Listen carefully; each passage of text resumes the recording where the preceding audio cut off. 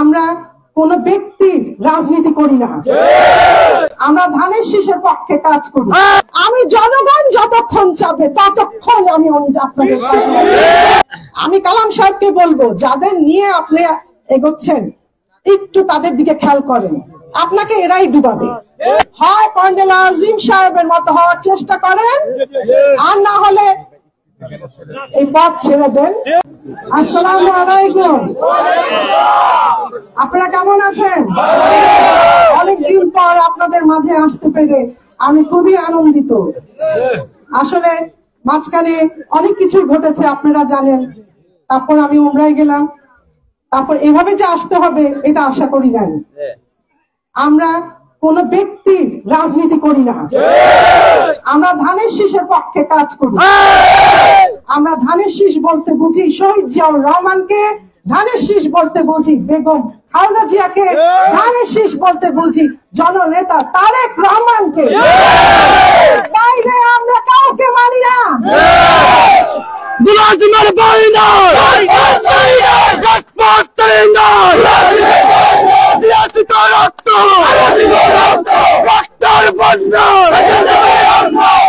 আপনারা 25 বছর আমার বাবাকে দেখেছেন যে ধানের শীষকে কিভাবে লালন করেছেন, কিভাবে জনগণের কল্যাণ করে গেছেন, যার জন্য আজকেও এই যে হাজার লোকের ভিড়, এটার কারণ কি? আমার বাবা কর্নেল এম.আর. আজিমের ভালোবাসা দেখাইতে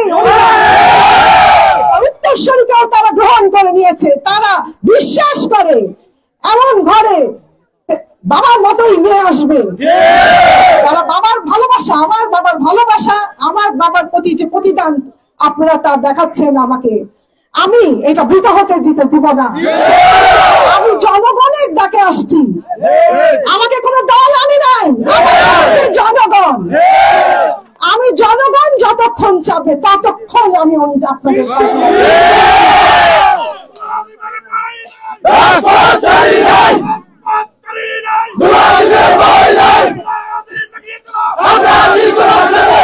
আমার বাবা জনগণের জন্য কাজ করে গেছেন। আমি বলবো আমি জনগণের কর্মচারী, আপনাদের জন্য কাজ করতে আসছি, আপনাদের সেবা করে যাব। সেবায় যদি আমি ব্যর্থ হই আপনারা আমাকে বলবেন আপনি বসে যান, কিন্তু তার আগে আমি বসবো না।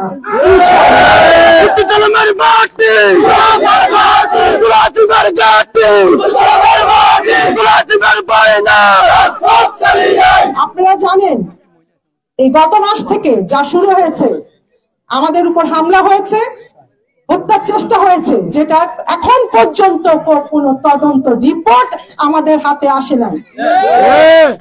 তারা যে নাটক করেছে সেটাও আপনাদের কাছে সব সুন্দরভাবে দিনের আলোর মতো পরিষ্কার। আমাকে তারেক রহমান বলেছেন সমঝোতা করতে, আমি তো গিয়েছিলাম। উনিও বলেছেন যে সত্য আমরা আমাদের নেতা কর্মীর জন্য বলেছি, আমাদের লিডার সেটা মেনেছেন, কিন্তু এখানে এসে সেই চিত্র পাল্টে গেছে। যেখানে আমাদের নেতার কথাই রাখা হয় না, সেখানে সমঝোতা কি আর কোন প্রশ্ন থাকে? এখন শুরু করেছে এই যে অফিসে হামলা জোরপূর্বক। কেন? এটা সমঝোতা সুন্দরভাবে কথা বলে কি আসা যায় না? দল তো একটাই করি আমরা। কেন উনিরা এই গায়ের জোরে গুন্ডামি করে এই ছবি জোর করে এখানে ছাপাবে, এখানে দিবে? উনিরা কি এই অফিসের কোন বহন করে? তাহলে আমি কালাম সাহেবকে বলবো, যাদের নিয়ে আপনি এগোচ্ছেন একটু তাদের দিকে খেয়াল করেন, আপনাকে এরাই ডুবাবে। আপনি এখনো চূড়ান্ত হননি। চূড়ান্ত হওয়ার আগে যেভাবে মানুষের কাছে ভোট চাচ্ছেন, এদেরকে দিয়ে পাঠাচ্ছেন, আপনি কি যোগ্য লোককে পাঠাচ্ছেন? মানুষের মনে কর্নেল আনোয়ার আজিম ছেপে গেছে, বসে গেছে। সেটা আপনার এই লোকরা ধুইতে পারবে না, মুছতে পারবে না। হয় কর্নেল আজিম সাহেবের মতো হওয়ার চেষ্টা করেন, আর না হলে এই পথ ছেড়ে দেন। যোগ্য যে আছেন, জনগণ যাকে চাচ্ছে তাকেই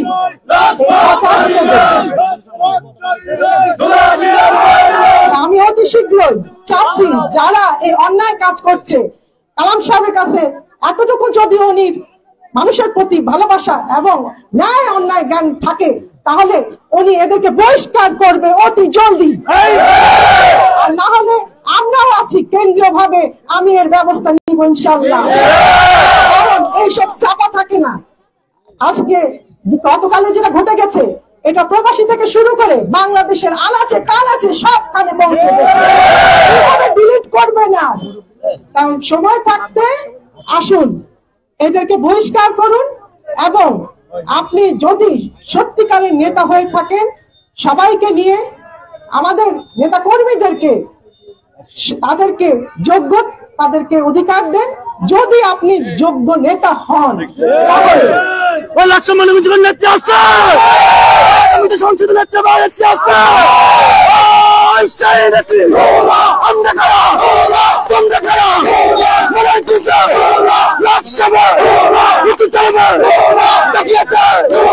তাহলে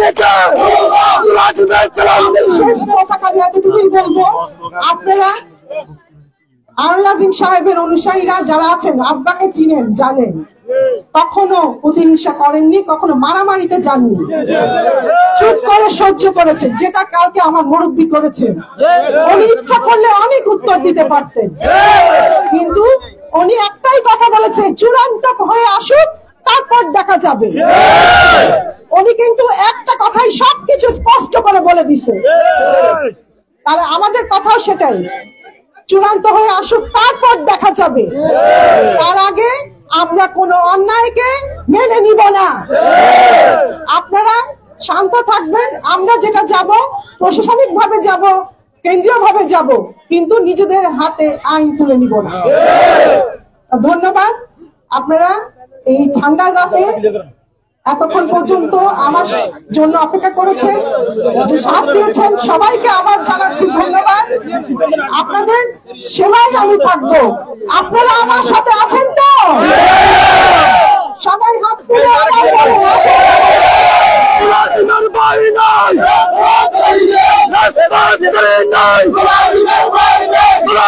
কিছু হলো আমরা সবাই লাজিম ছাড়া